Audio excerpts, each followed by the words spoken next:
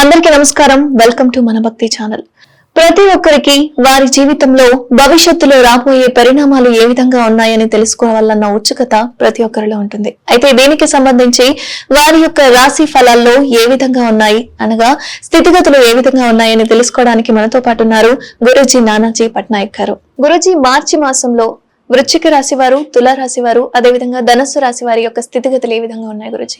ఇక వృశ్చికం వారికి కనుక చూసుకుంటే వృశ్చిక రాశి వారికి రాశ్యాధిపతి 3లో ఉంటూ 17వ తేదీ నుంచి 4లోకి వెళ్తున్నాడు.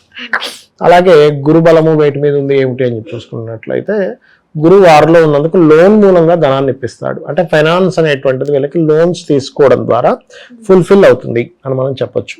అదేవిధంగా విదేశీ యోగం కూడా ఫుల్ఫిల్ అవుతుంది. అండ్ ఉద్యోగంలో ప్రమోషన్స్ కోసం ట్రై చేస్తుంటారు కదమ్మా, ఈ ప్రమోషన్స్ రావడానికి చాలా చాలా అనుకూలంగా ఉంటుంది. సో ఎప్పటి నుంచో ఎదురు చూస్తున్న వాళ్ళు ఎవరైతే ఉన్నారో వాళ్ళకి ఇప్పుడు ఖచ్చితంగా ప్రమోషన్ వస్తుంది. ప్రమోషన్స్ రావడానికి చాలా అనుకూలంగా ఉంది. ఎందుకంటే ఇక్కడ ప్రమోషన్స్ ఒకటే కదా, గవర్నమెంట్ జాబ్స్ కోసం ట్రై చేసేటువంటి వారికి చాలా అనుకూలంగా ఉంది.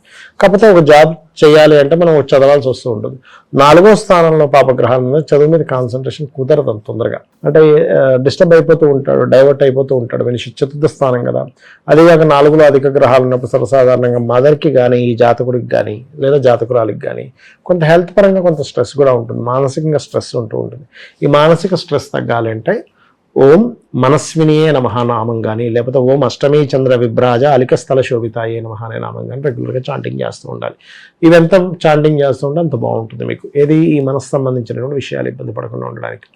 అలాగే వీలైనంత మట్టుకు గోవులకి క్యారెట్లు, బెల్లము లాంటివి తినిపించడము ఇవి చేస్తూ ఉండాలి. వృశ్చికం వారు లాభంలో కేతు ఉన్నందుకు, లాభకేతు మంచివాడే. అంటే డిఫరెంట్ ఆలోచన వల్ల లాభాలు వస్తుంటాయి వ్యాపారాల్లో. కాకపోతే కొంచెం గణపతి ఆలయానికి వెళ్తూ ఉంటే వ్యాపారస్తులు ఇంకొంచెం వీళ్ళకి పెరుగుతుంది. ఏది ఈ ఫైనాన్షియల్ వ్యాపారం మూలకంగా ధన యోగాలు అనేటువంటివి, ఇది గుర్తుపెట్టుకోండి. ధన్యవాదాలు గురూజీ. శ్రీమాత్రే నమః.